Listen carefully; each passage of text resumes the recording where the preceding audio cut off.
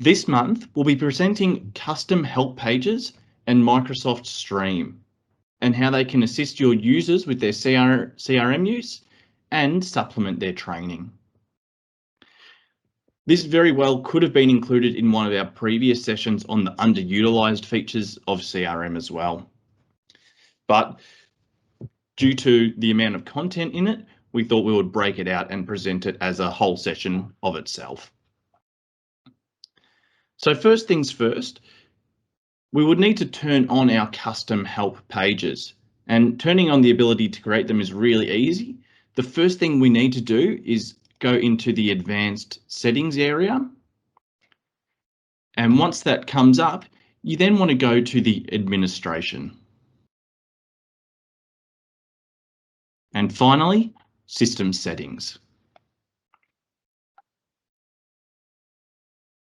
Once you're here, you have to scroll down just a little bit and we get this section here where we can set the custom help URL. And what we need to make sure we have turned on is the enable learning path and also the enable custom help panes and guided tasks. So once you've done that and we've pressed OK, the rest is all done from within our CRM pages. And you can view and edit the custom help pages via the question mark in the ribbon. So if we go back to CRM, you'll see that we have our little question mark icon here, and this is where the help pages are. So once I click that, it's going to pop open, and this is a blank or a brand new custom help page. So I haven't updated anything at all. And by default, you'll see that Microsoft provides some links to some potential help documents. And while these can be handy, they aren't necessarily specific to your personal CRM environment. So we can see, they've got some articles around the sales pipeline chart, which we have on the left, and some more insights ones. But again, once we start customizing and adding your company specific details, it then becomes a little less relevant. So to edit the page, we're going to use the 3 dots and then press edit. Once we've done that, you can then start typing and customizing, putting whatever is relevant to you on the page. So we have the title section here, so we might just call this the sales dashboard. You can put in some free text here, like something like, this is where you can get some summary sales information.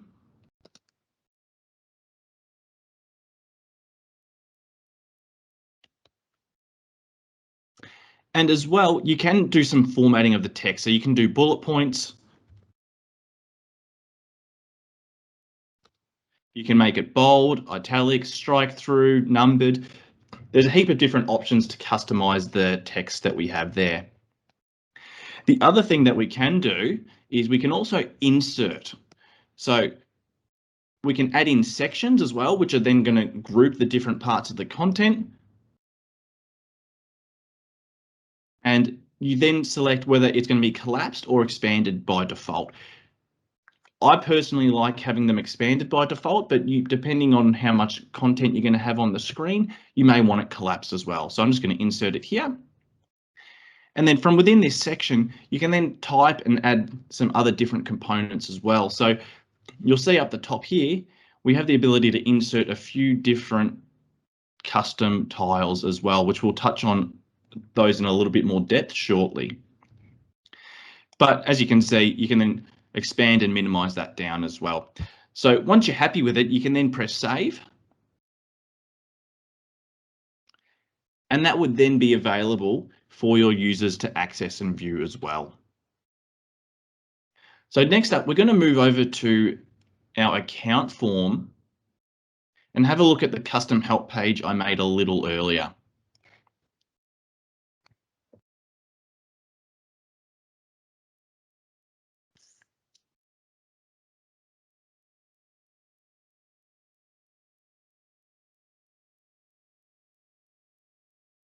Excellent, here we go. So we'll open up the help page from here as well. And we can see a whole heap of content already. So You can see I've already filled in my title as well as my brief little introduction there. And below these, we have examples of the different types of the additional content that I flagged before. First up, we have the balloon, which is my personal favorite. So you can provide some great insights with a direct point to what you are referencing. So if I click on this, the link there to the activity timeline, it's going to pop up, and this is what I filled in about this particular section. And I think this is the most helpful to the users of these standard content blocks that we have. So I've got my title and I've got a little body section as well, explaining what this is and what we might do with this.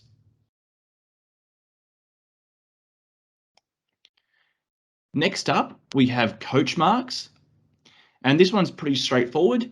You click the link and it will flash up on the screen to show you where you should be looking to find this. So you'll see down the bottom left, it's flashing and showing us where the company's address is. Next, we have a link, and this is quite simple. You just set a URL and it will then open up. So a good example of this might be to open up to a more in-depth article of what you're referencing, or if you have sort of an intranet and you've got some details on that, you could have it open up directly into there as well. So I've just got it linked to one of our blog pages.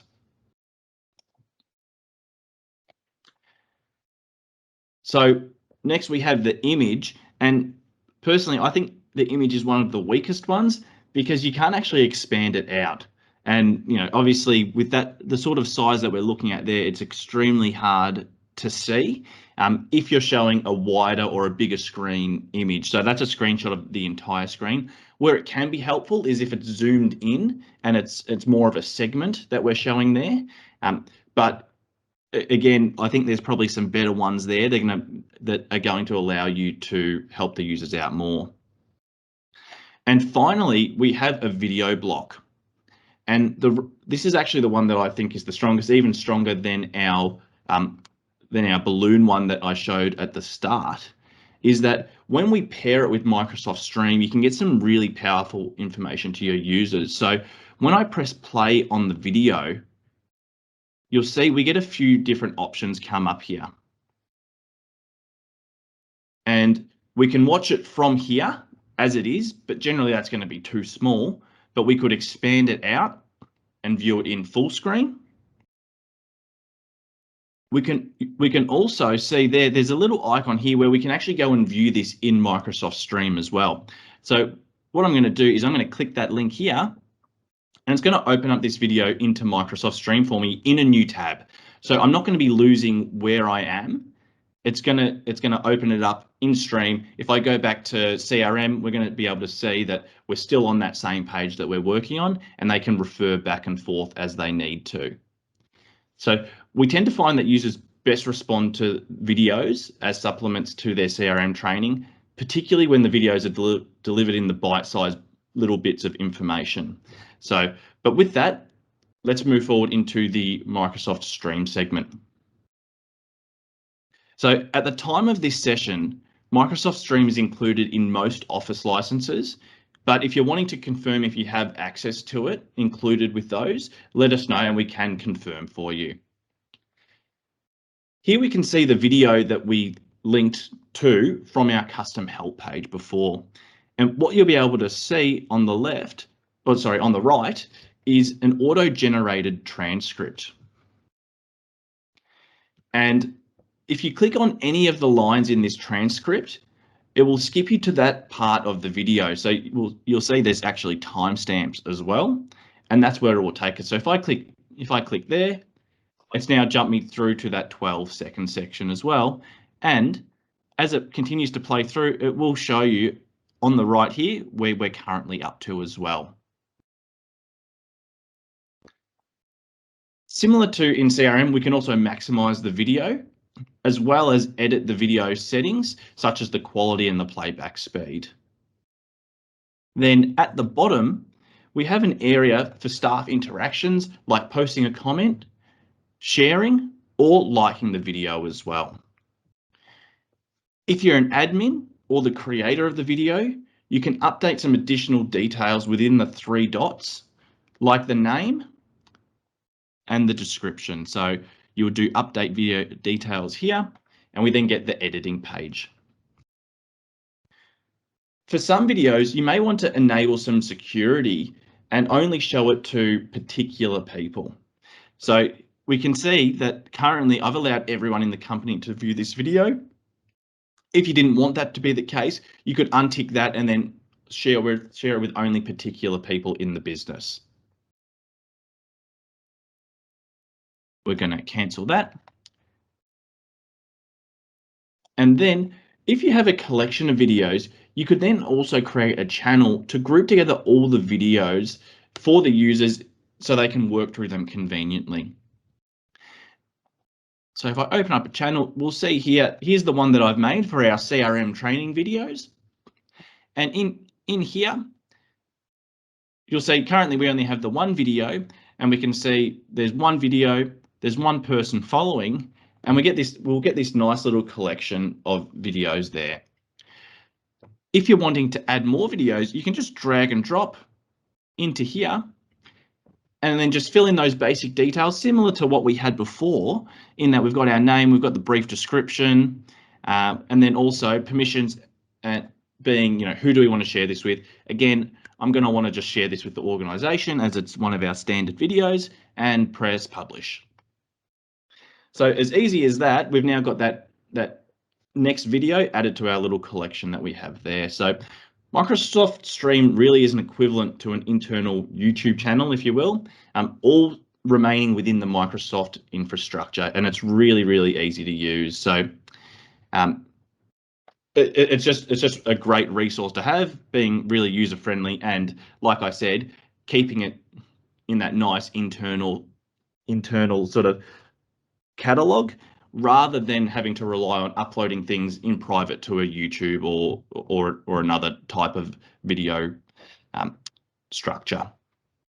So as you can see, there are a few different combinations that you can use to provide the additional support to your users. And as I flagged earlier, we find that videos in Microsoft Stream with links to Dynamics CRM ticks the boxes for most organizations. But if you are wanting to take it a step further and give a really immersive experience, including some content in the custom help pages, such as the balloon, can be really beneficial to your users and assisting them with the correct use of the system and helping them enter the data correctly.